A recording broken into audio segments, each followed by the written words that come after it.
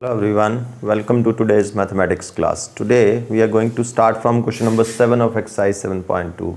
In this exercise what we have done section formula, and before that we have done distance formula. From the section formula we have taken one more result, that is called midpoint formula. ठीक है, वो formula सारे आपके tips पे होने चाहिए and that is very easy to learn. जो वे मैंने आपको बताया है उसको याद करने का, उसके अकॉर्डिंगली आप करेंगे तो आपके लिए बहुत ईजी होगा लर्न करना. Now let's come to question number 7.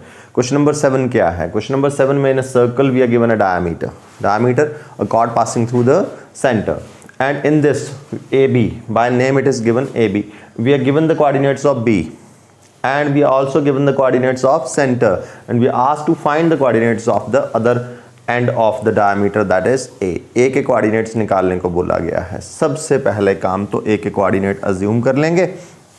ठीक है, x, y की बजाय कुछ और ले लो तो ज़्यादा बेटर है, जैसे p, q, a, b, ऐसे कुछ भी ले, m, n कुछ भी ले सकते हैं. I take it a, b.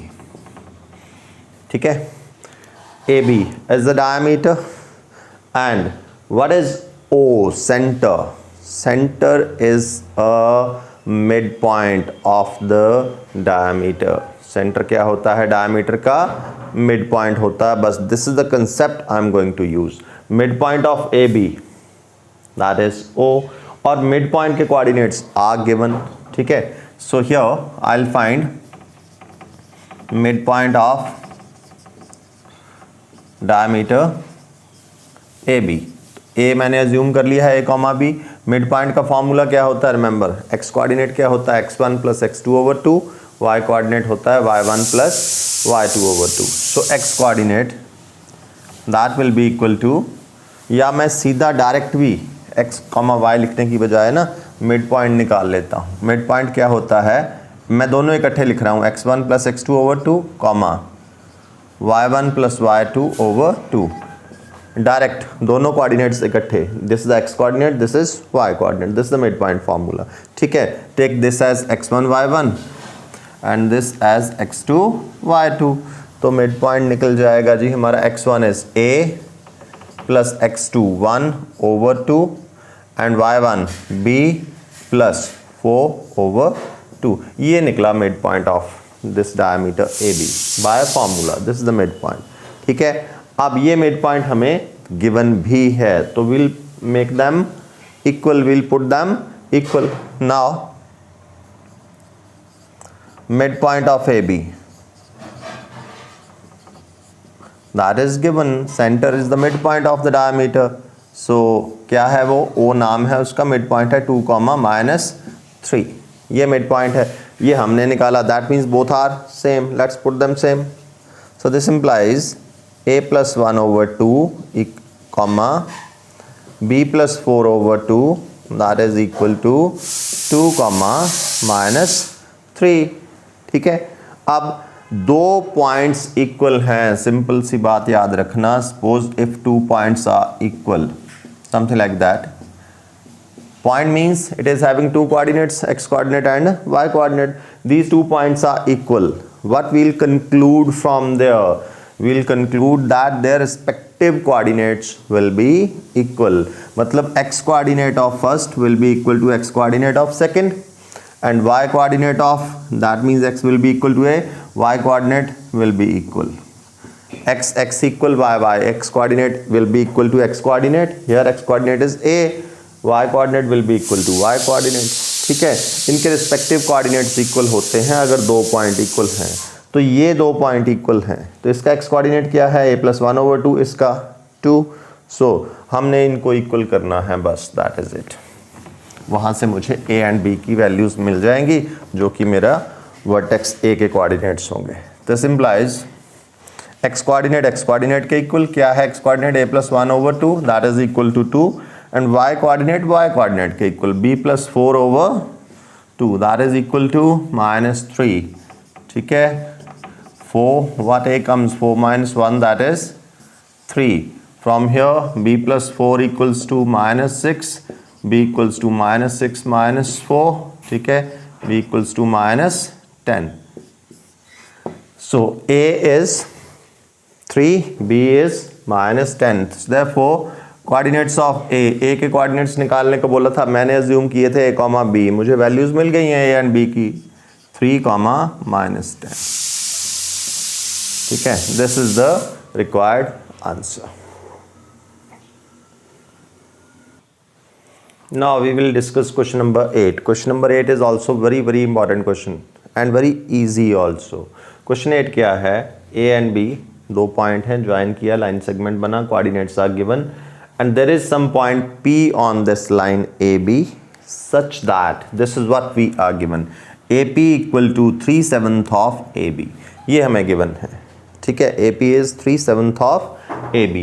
What I have done here, I have taken AB to this side. ठीक है, AP upon AB that is equal to 3/7, मतलब AP और AB की रेशो 3:7 है। अब ये पॉइंट P के कोऑर्डिनेट कौन सा फार्मूला देगा हमें? It's very obvious, that is section formula. Section formula की कंडीशन क्या होती है? दोनों एंड पॉइंट सेगमेंट के दिए होने चाहिए, गिवन है, and one more condition is there, वो पॉइंट उस सेगमेंट को किस रेशो में डिवाइड करता है, that must be given also. ठीक है, लेकिन यहाँ पे वो ratio not that way it is given जिस वे में हमें चाहिए होती है। सी, ये आई रेशो AP रेशो AB, देखना AP रेशो AB, ये रेशो कैसी है? This is 1 part is to the whole part. याद करो सेक्शन फार्मूला में रेशो कैसे चाहिए होती है? सेक्शन फार्मूला में रेशो चाहिए होती है first part is to the second part. ये रेशो हमारे काम की होती है जिसको हम M1 M2 लेते हैं। ठीक है, first part is to second part, this is the ratio we need, right. लेकिन यहां पे कैसे दिया? First part is to the whole part. कोई दिक्कत नहीं है, हम उसको रेशो को रिक्वायर्ड रेशो में कन्वर्ट करेंगे, जो हमें चाहिए उसमें कन्वर्ट करेंगे। देखना जरा मीनिंग समझते हैं इसका। AP ratio AB 3:7। ठीक है, मतलब if AB is divided into 7 equal parts, what is the meaning of this? If AB is divided into 7 equal parts, मतलब AB द होल पार्ट कितने पार्ट्स में डिवाइड हुआ? 7 पार्ट्स में डिवाइड हुआ। Then AP contains how many? 3। AP contains 3, मतलब AP 3 parts contain करती है 7 में से। तो बताओ PB कितने करती है 7 में से? बचे कितने? Total 7, first 3, second will be 4। So it is now clear what is the ratio, required ratio जो हमें चाहिए, दैट इज, हमें कौन सी रेशो चाहिए होती है? AP रेशो में लिख लो चाहे इसको, AP ratio PB, not AP ratio AB। 1 is to whole नहीं, 1 is to other part. So क्या बन गया है? 3:4। It's very easy to convert. 7 में से फर्स्ट पार्ट 3 लेता है तो दूसरा पार्ट ऑब्वियसली 4 लेता है। ठीक है, ratio is 3:4। Now it's a simple question of section formula. Section formula apply करेंगे। एक्स कोऑर्डिनेट क्या होता है? M1 X2। ठीक है, मैं सिर्फ फार्मूला लिख रहा हूं, M1 X2 plus, it's very easy to learn this formula, M2 X1 over M1 plus M2, and same way what is the y coordinate? M1 Y2 plus M2 Y1 over M1 plus M2. Now this question becomes very easy for you. ध्यान रखना जो exam में हमें question आते हैं ना, board exam में, CBSE exam में, वो इस वे से थोड़े से ट्विस्ट कर रखे होते हैं क्वेश्चंस। बस रेशो जैसे चाहिए वैसे ना देके कुछ और फॉर्म में दे दी, हमें उस जो रिक्वायर्ड फॉर्म में कन्वर्ट कर लेनी है, और बड़ा इजी होता है 1 is to होल पार्ट से 1 is to the other part निकालना। So now you will be able to do this question. Section formula ये आपका x1 y1 obviously, and this one is x2 y2। I don't think so कि अब आपको problem आने वाली है इसके कोऑर्डिनेट्स निकालने में। Just apply section formula, get the coordinates. Now will see question number 9। एक क्वेश्चन को ना हमने थोड़ा डिस्कस कर लिया था वैसे पहले, क्वेश्चन नंबर 2 जब किया था हमने इस वर्कशीट का। ठीक है, question is the line segment is given AB, coordinates are also given, we are asked to find the coordinates of the point, coordinates of those points which divide this segment into 4 equal parts। Second question था हमारा 3 equal parts, उसमें मैंने आपको सारा discuss करके बताया था कि कितने कितने पॉइंट्स होते हैं जो उसको कितने इक्वल पार्ट्स में डिवाइड करते हैं। 2 इक्वल पार्ट्स में 1 पॉइंट डिवाइड करता है सेगमेंट को, 3 इक्वल पार्ट्स में 2 पॉइंट्स होते हैं, 4 इक्वल पार्ट्स में 3 होते हैं, 5 में 4 होते हैं, 10 इक्वल पार्ट्स में डिवाइड करना हो तो कितने पॉइंट्स करेंगे उसको, 9 पॉइंट्स डिवाइड करेंगे। यहाँ कितने पार्ट्स में बोला है, 4 इक्वल पार्ट्स में। देखो 4 इक्वल पार्ट्स में जब इसको डिवाइड करना है, सबसे पहले तो इसको 2 में करना है, तो दैट मीन्स ये वाला जो पॉइंट है से P ले लिया मैंने, इसका नाम P is what, P is the mid point of AB। ठीक, तो ये 2 इक्वल पार्ट्स में हो गया, फर्स्ट को 2 में कर दो, सेकंड में 2 में कर दो, टोटल कितने हो जाएंगे, 4 इक्वल पार्ट्स बन जाएंगे। ठीक है, तो ये ले लिया मैंने। Now I have divided this segment into 4 equal parts. इनकी नेमिंग भी कर दूं, P, इसको ले लेता हूं P, this is Q, this is R। ये 4 इक्वल पार्ट्स हैं। तो कितने पॉइंट्स डिवाइड कर रहे हैं 4 इक्वल पार्ट्स में, 3 पॉइंट्स डिवाइड कर रहे हैं। तीनों के कोऑर्डिनेट्स हमें निकालने को बोला गया। रिमेंबर एक तो जो हमने सेकंड क्वेश्चन में डिस्कस किया था, देखो टोटल कितने पार्ट्स में हुआ, 4 पार्ट्स में। P के लिए रेशो क्या बन जाती है, सी AP रेशो PB क्या बन जाएगी, 1:3। ठीक है, Q के लिए ratio AQ ratio QB, that is 2:2, जो कि बाद में 1:1 ही हो जाता है। ठीक है, R के लिए रेशो क्या बनेगी, AR over RB। AR contains 3 parts out of 4, तो AR के लिए रेशो बन जाएगी 3:1। एक तो आप इस वे से निकाल सकते हैं, इसका एक और वे भी है निकालने का, देयर इज वन मोर वे, और वो मुझे लगता है इससे ज़्यादा इजी रहेगा करना। कैसे, मैं ये रेशोज यूज़ ही नहीं करता, सेक्शन फार्मूला ना लगाऊं, मैं सिर्फ और सिर्फ मिड पॉइंट फार्मूला से इसको कर सकता हूँ।